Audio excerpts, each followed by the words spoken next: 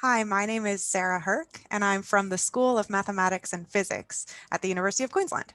I teach a very large first year course. It usually has about 1,000 students in first semester, and this is Sci 1000, so it's a compulsory course in the Bachelor of Science. It's quantitative in nature, but it also covers a lot of different things like communication in science and philosophy of science. So it's a bit of a mixed bag for students, and I need a way to check in on students and see how they're going sort of in real time as much as possible. One way to do that in a face-to-face environment is to walk around the room and check in on students. But another way to do it is to use some sort of quiz where it's not for marks and it's just asking students how they're going, what they understand and where they're up to, and maybe even how they feel about something. So last year in 2019 at the Teaching and Learning Week, I heard from Professor Lydia Kavanagh about her use of Kahoots in engineering classes. And she played one with us and I had so much fun that I wanted to try it right away in Sci 1000.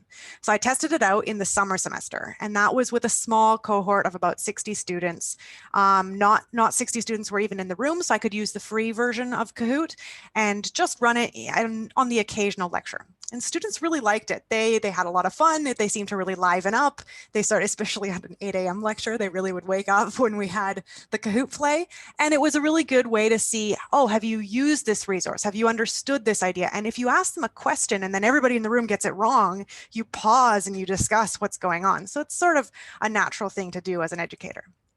When we moved to online in semester one, well, we originally had about 500 students playing a Kahoot in a room, which was an amazing experience. But now how do you do this when you're online? Well, we ended up doing live Zoom lectures. And so we were still annotating the course notes. But what we would do is we would occasionally introduce a Kahoot, and they actually became in very high demand, so high demand that we had to put one for every single lecture.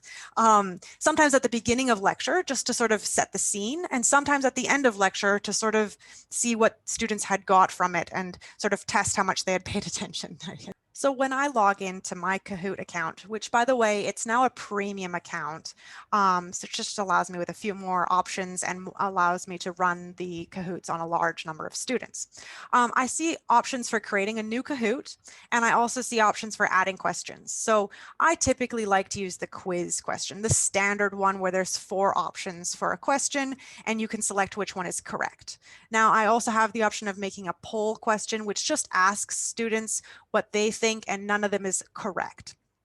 You can get around that, by the way, with the free version just by selecting a regular quiz question and selecting all the answers as correct. And that's a good way to poll students as well.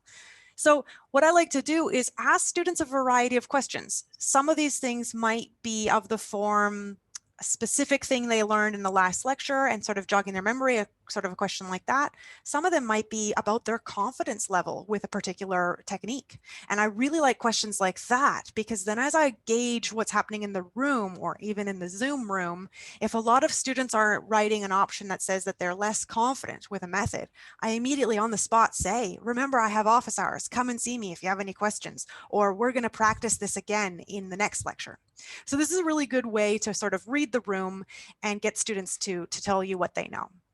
Now, keep in mind that when you're using Kahoots, students will log in and they'll just enter a username for that one-off game, and they can pick any username they want. So it really is anonymous, and they're just participating in a way that's fun for them, and it is competitive as well.